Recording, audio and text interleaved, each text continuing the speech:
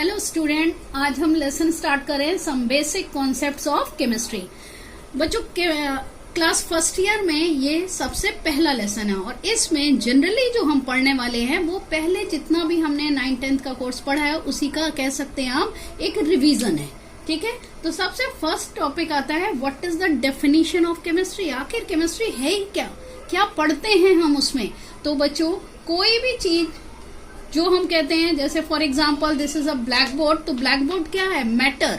तो मैटर के बारे में अगर हम कोई भी स्टडी करें, क्या किस चीज से बना है, क्या उसकी फिजिकल प्रॉपर्टीज हैं, क्या उसकी केमिकल प्रॉपर्टीज हैं, या उसमें कौन कौन से कंटेंट प्रेजेंट हैं, उसमें केमिकली क्या चेंजेस आते हैं जब हम रिएक्शन करते हैं, इन सब की स्टडी जिस साइंस की ब्रांच में करते हैं उसको हम कहते हैं केमिस्ट्री। ठीक है बच्चों, केमिस्ट्री को मेनली हम 3 पार्ट्स में डिवाइड करते हैं, ऑर्गेनिक, इनऑर्गेनिक, फिजिकल। अब बच्चों बात करते हैं ऑर्गेनिक केमिस्ट्री क्या है। तो हम लोग कंपाउंड्स बहुत सारे पढ़ते हैं और अभी तक आपने 9th-10th में भी पढ़े होंगे ऑर्गेनिक कंपाउंड्स। तो जो भी कार्बन के कंपाउंड्स हैं, क्योंकि कार्बन के कंपाउंड्स बच्चों इतने ज्यादा हो गए कि उनके लिए एक सेपरेट केमिस्ट्री बनाई गई। रीजन आप सभी को पता है कि कार्बन के पास टेंडेंसी होती है कैटिनेशन की, यानी कि अपने ही दूसरे कार्बन एटम्स के साथ ज्वाइन करने की टेंडेंसी, इसीलिए बहुत सारे अपने कंपाउंड बनाता है। और कार्बन के जो भी कंपाउंड्स हैं जिनमें हम कार्बोनेट्स को इंक्लूड नहीं करेंगे, यानी कोई भी मेटल का carbonate, for example sodium carbonate, वो नहीं ले सकते। By carbonate like potassium by carbonate, cyanide यानी CN जिसमें हो, फॉर एग्जाम्पल आप कह सकते हो copper cyanide CuCN, isocyanide, carbides और ऑक्साइड्स कार्बन के, यानी कि कार्बन मोनोऑक्साइड और कार्बन डाइऑक्साइड, इनको इंक्लूड हम नहीं करेंगे। बाकी जितने भी कार्बन के कंपाउंड है उसकी स्टडी हम किस में करते हैं बच्चों, ऑर्गेनिक कंपाउंड, ऑर्गेनिक केमिस्ट्री में। ठीक है, सेकेंड वन हम ले रहे हैं इनऑर्गेनिक केमिस्ट्री। अब बात करते हैं इनऑर्गेनिक केमिस्ट्री में क्या आता है। आप सभी ने पीरियोडिक टेबल पढ़ी है क्लास 10th में, तो पीरियोडिक टेबल में आपको पता है जितने भी एलिमेंट्स हैं और उन एलिमेंट से जो भी कंपाउंड्स फॉर्म होते हैं वो सारे इंक्लूड किए हमने इनऑर्गेनिक केमिस्ट्री में। लेकिन कौन से छोड़े हैं, ऑर्गेनिक कंपाउंड्स, यानी कि जो कंपाउंड्स कार्बन से बने हैं मेनली, जिसमें carbonate, bicarbonate, cyanide, isocyanide, carbides और कार्बन मोनोऑक्साइड और डाइऑक्साइड नहीं, इनके अलावा जो कार्बन के कंपाउंड हैं उनको क्या कह रहे हैं, ऑर्गेनिक कंपाउंड्स। तो ऑर्गेनिक कंपाउंड्स के अलावा सभी एलिमेंट्स और उनके कंपाउंड्स की स्टडी हम किस में करते हैं बच्चों, इनऑर्गेनिक केमिस्ट्री में। अब बात करते हैं third one, that is called physical chemistry. Physical chemistry में क्या आता है, मैटर का कॉन्स्टिट्यूशन क्या है, किससे बना है, उसकी फिजिकल प्रॉपर्टीज क्या हैं, लॉ ऑफ केमिकल कॉम्बिनेशन, जो बच्चों आपने पहले भी पढ़े होंगे क्लास 9th में और अभी भी हम स्टडी करेंगे इसी चैप्टर में। और जो भी थ्योरीज हैं रिएक्शन से रिलेटेड, जो भी थ्योरीज हैं वो सब इंक्लूड होती है किसमें बच्चों, फिजिकल केमिस्ट्री में। अब बच्चों एक इंपॉर्टेंट क्वेश्चन जो आ सकता है कंपटीशन में कि फादर ऑफ मॉडर्न केमिस्ट्री कौन है, तो याद रखिएगा Lavoisier. Lavoisier is the father of modern chemistry. बच्चों आगे जो टॉपिक ले रहे हैं वो क्या है, मैटर। बात करते हैं मैटर क्या है। तो बच्चों कोई भी चीज जो स्पेस ऑक्यूपाई करती हो और उसमें मास हो उसे हम कहते हैं मैटर। फॉर एग्जाम्पल अगर आप इस ब्लैक बोर्ड को ही देखिए तो इस ब्लैक बोर्ड ने इतना स्पेस ऑक्यूपाई करा है और अगर आप इसको उठा के देखेंगे तो उसमें कुछ ना कुछ मास है, तो इसलिए क्या है, it is the example of matter.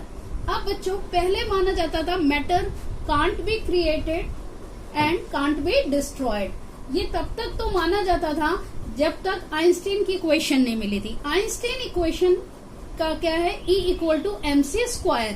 जब ये पता चली तो इसमें पहले मैं बता देती हूँ E क्या है बच्चों, E is the energy, M is the mass and C is the velocity of light.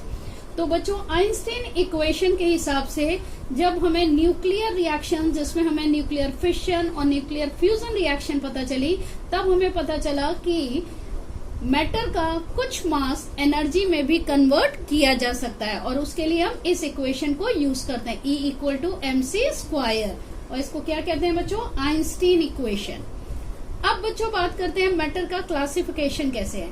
तो मैटर को हम 2 पार्ट्स में क्लासिफाई करते हैं, पहले फिजिकल क्लासिफिकेशन और केमिकल। फिजिकल वर्ड में ही है कि which is based on the physical state. तो मैटर की अगर फिजिकल स्टेट के बेस पे हम क्लासिफिकेशन करें तो हम क्या कहते हैं, मैटर 3 टाइप का है, सॉलिड, लिक्विड, गैस। सॉलिड जिसके मॉलिक्यूल्स एकदम पास पास हैं, बीच में स्पेस नहीं है। लिक्विड जिनके मॉलिक्यूल्स थोड़ी डिस्टेंस पे हैं और उसमें इंटरमॉलिक्यूलर स्पेस सॉलिड से ज्यादा है। और गैस जिसके मॉलिक्यूल्स बहुत दूर दूर हैं और इंटरमॉलिक्यूलर स्पेस बहुत ही ज्यादा है। इसके आपने बहुत सारे एग्जाम्पल देखे होंगे। फॉर एग्जाम्पल सॉलिड का अगर हम कहें तो आइस, लिक्विड वाटर, और गैस का कह सकते हैं वाटर वेपर या स्टीम। अब बात करते हैं हम केमिकल क्लासिफिकेशन की।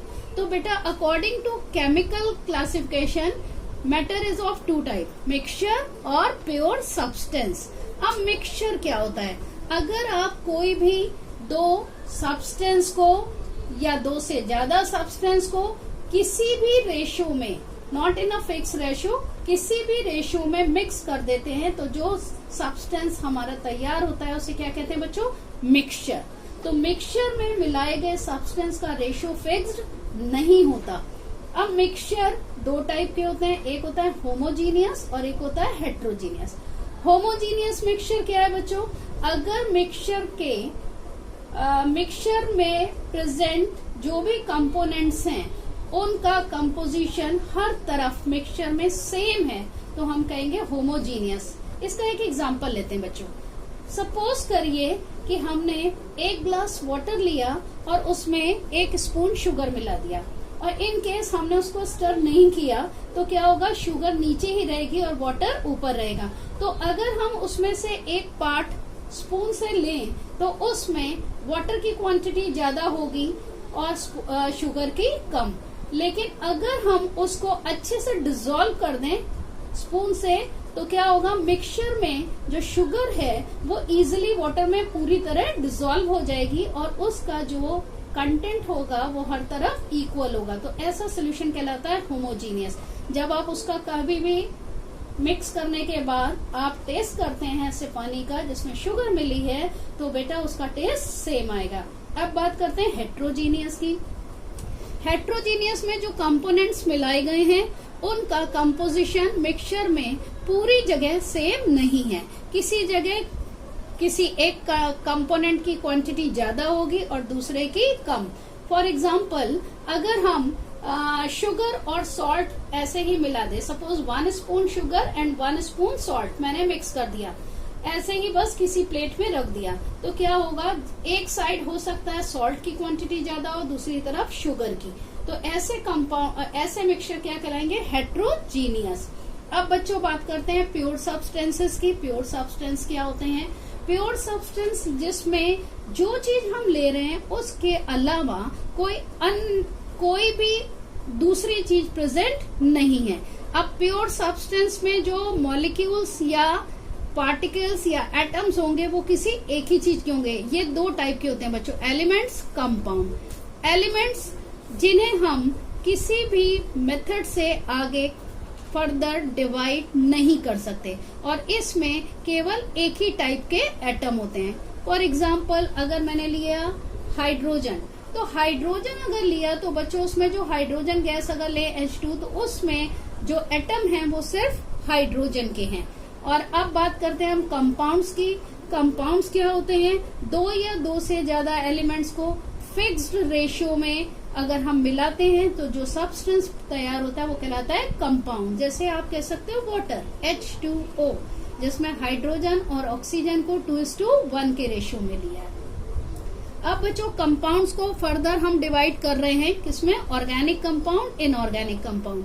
जैसे हमने ऑर्गेनिक केमिस्ट्री में पढ़ा था कि जिन कंपाउंड्स की स्टडी हम ऑर्गेनिक केमिस्ट्री में करते हैं वो ऑर्गेनिक कंपाउंड्स होते हैं। और इसमें क्या था, कार्बन के सारे कंपाउंड किसको छोड़कर, मेटल के कार्बोनेट ना हो, बाइकार्बोनेट ना हो, साइनाइड ना हो, आइसोसाइनाइड ना हो, कार्बन मोनोऑक्साइड ना हो और कार्बन डाइऑक्साइड ना हो। इसके अलावा कार्बन के जितने कंपाउंड्स हैं वो क्या कहलाते हैं, organic compounds. Inorganic compounds, organic compounds को छोड़कर बाकी सारे कंपाउंड्स की जो हम स्टडी करते हैं वो कहलाती है इनऑर्गेनिक कंपाउंड्स। Thank you.